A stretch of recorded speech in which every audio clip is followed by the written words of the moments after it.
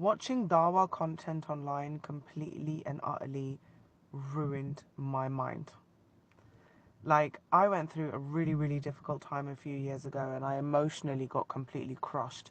And I wanted to just go into the folds and the safety of my Lord, and I deep dived, and I read, and I learned so much, and I come to realize, like, the bigger picture of life on earth and the universe and the afterlife. And I really got into watching Dawah content, and I was in such an emotionally vulnerable place that content started making me feel like, oh my God, if I don't do certain things, I'm an awful, dreadful person, and I don't deserve to be a Muslim, and I've just been the worst creature that ever stepped foot on this planet. And it really was like messing with my brain, and it actually sent me into a depression, like a weird sort of depression. Because somehow there was never a way for me as a woman, as a Muslim woman, to do it right.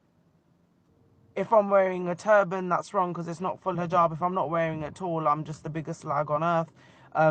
There's certain sins if you partake in, then you're just removed from, all acceptance from society. And it's just awful.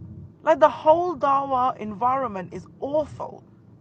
It makes people feel bad about themselves. There's no love, there's no wholeness, there's no joy in that mainstream red pill movement. And when you come to realize, when your mind and your heart expands and you come to realize that infinite mercy and joy is what our Lord is, and He's made human beings complicated emotionally, mentally, physically, deteriorating creatures, but He's also given us the ability to heal ourselves and grow. So do you think He would give us both of those components and then judge us for the way we're handling it? No, He's given us guidance on how to handle it according to your capacity. And those messages are all over our Deen. That relax, come towards me, don't ignore my commands, because those commands are there to give you peace, to give you a better state of life.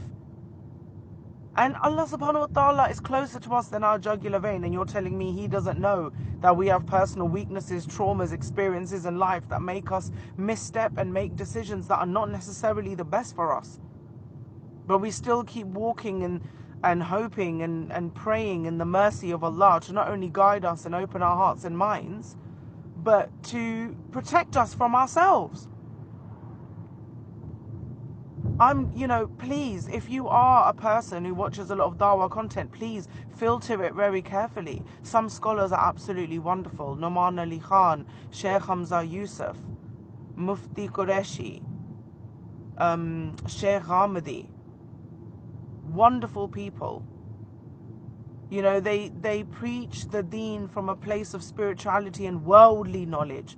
They've read other scriptures. They've understood that actually, really, every single religion on earth is just singing the same hymn, which is basically Allah, just communicated from different times on earth, from different regions, from people with different cultures, and living a different experience on earth. All singing from the same hymn sheet, just in a different language. Even though those two particular examples don't correlate to those people out there that clocked what I just said. Like, learn the Deen for yourself, read it. Stay away from certain hadith scriptures because they are used to manipulate people. Whatever we need to know is in the Quran Majid. And nothing in there talks about, completely leaving the human being to a point where, they are labeled the worst. There's very few people on earth that have that level of evil. That's why we have examples like Pharaoh. And there's certain attributes that we had, and it's given to us as signs of awareness, clues, what to avoid. But in our fitrah, we know what's right. But then we've been given a nervous system and a brain that's spurting out all sorts of chemicals, and that particular brain and mind wasn't in our control when it was being developed. So somebody else developed our mind and our brains, and then we're given responsibility later on in life. And you think Allah subhanahu wa ta'ala is up there with a stick, ready to beat you up for every decision that you make. No, Allah loves us, guys. Don't forget that. We might be weaker in Iman compared to other people, but Iman is not written on your face. Okay, it is in our actions. It's in the choices that we make. It's in the cleanliness and the purity of our hearts. It's in how much we decide to give to people. How much do we strive to learn and become better and do more and more for Allah in the way of serving humanity with whatever skills that we have been particularly, granted. Some people are good at speaking. Some people are good at science, maths, whatever it is. Allah's given us the whole planet Earth to discover Him. In whichever way we see that we can be successful in doing that. So just take a breath and relax. Stay away from these Dawah content creators. Everybody speaks from their own experience. Remember that. Read the Quran, the Deen for yourself. And study it from a literary and a philosophical point of view, whilst putting worldly events and timelines and the way society was at that time in context.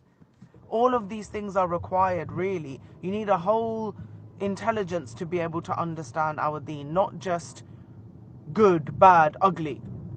There's nuances to life, and the all-knowing absolutely is aware of that. So if you're in a position where you're like, God, I'm so terrible, I'm awful, I don't do anything right, I don't deserve to be anywhere near this Deen. No, that's wrong. Dive in even harder. Because I've come to realize Allah wants us to be liberated, happy people on earth, doing the best possible work we can. And then He embraces us in our arms and we face the consequences of the decision we made in this journey. That's an inevitable. But don't weigh it on your head so much and hear these Dawah content, opinions that are making you feel really, really bad about yourself and that you don't deserve goodness in your life. Because you absolutely do.